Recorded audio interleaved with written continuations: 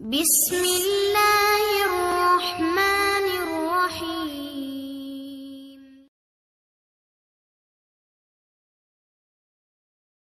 السلام علیکم ورحمۃ اللہ وبرکاتہ۔ محترم ناظرین، آج ہم تختی نمبر 24 پڑھیں گے۔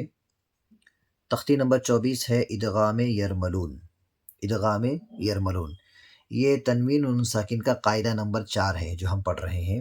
دیکھیے، حروف ادغام 6 ہے، یا، را، میم، لام، واو، نون۔ ان کا مجموعہ ہے یرملون۔ یرملون یہاں پر دیکھیں لکھا ہوا یرملون۔ تنوین یا نون ساکن کے بعد حروف یرملون میں سے کوئی حرف آ جائے تو لام اور را کی صورت میں بغیر غنہ کے ملا کر پڑھیں گے۔ اس کو ادغام بلا غنہ اور ادغام تام بھی کہا جاتا ہے۔ اب دیکھیے، ادغام یرملون میں دو قاعدے ہیں، ایک ہے ادغام بلا غنہ اور ایک ہے ادغام مع الغنہ۔ ایک بغیر غنہ کے پڑھنا ہے اور ایک غنے کے ساتھ پڑھنا ہے۔ نیچے آپ دیکھیں گے مشق میں تو آپ کی سمجھ میں آئے گا۔ اب یہاں پر دیکھیے، ہم نے پڑھا ہے کہ تنوین یا نون ساکن کے بعد یرملون میں سے لام اور را کی صورت میں کوئی حرف آتا ہے تو بلا غنہ کے پڑھتے ہیں، جیسا کہ دیکھیے، محمد الرسول اللہ۔ اب یہاں پر تنوین ہے دو پیش کی، اس کے بعد حروف یرملون کے جو 6 حرف ہے، ان 6 حرفوں میں سے یہاں پر را ہے، اس لیے یہاں پر غنہ نہیں کریں گے۔ اب یہاں پر دیکھیے، مر ربک، یہاں پر بھی نون ساکن کے بعد ادغام بلا غنہ کے 2 حرف ہے، لام اور را۔ یرملون کے 6 حرف ہے لیکن بلا غنہ کے 2 حرف ہے، لام اور را، تو یہاں پر نون ساکن کے بعد را ہے۔ ایک بات ذہن میں رکھو کہ جب بھی تنوین یا نون ساکن کے بعد لام اور را میں سے کوئی حرف آتا ہے، لام یا را آتا ہے، تو وہاں پر غنہ نہیں ہوتا ہے۔ جیسے یہاں پر مر ربک، ٹھیک ہے۔ اس کے اوپر ہجے دیکھیے کیسا کرنا ہے۔ میم پیش مو، حامیم زبر حم، محم، میم زبر ما، محم، دال را دو پیش در، محمد، را زبر را، محمد را، سین واو پیش سو، محمد الرسول، لام لام پیش لل، محمد الرسول، لام کھڑا زبر لا، محمد الرسول اللہ، ہا زیر ہی، محمد الرسول اللہ۔ اس طرح سے اس کے ہجے کریں گے۔ اب مر ربی کا، اب میم کو ڈائریکٹ را میں ملیں گے، میم را زیر مر، اس طرح سے بولیں گے، ٹھیک ہے۔ میم را زیر مر، را با زبر رب، مر رب، با زیر بی، مر ربی، کاف زبر کا، مر ربی کا۔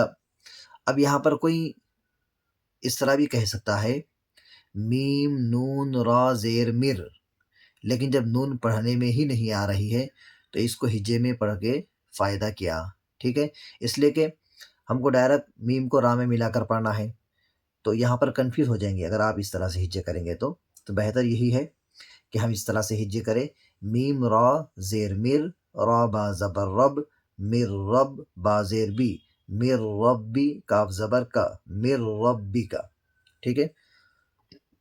غفور الرحیم، غین زبر غ، فا واو پیش فو، غفو، را را دو زبر رر، را را دو زبر رر، غفور، را زبر را، غفور را، حایا زیر حی، غفور الرحی، میم دو زبر من، غفور الرحیمن، عیشت راضیت، عین یا زیر عی، شین زبر ش، عیش، تارا دو زیر تیر، عیشتر، را الف زبر را، عیشتر را، ضاد زیر زی، عیشتر راضی، یا زبر یا، عیشتر راضیہ، تا دو زیر تن، عیشتر راضیتن، ٹھیک ہے۔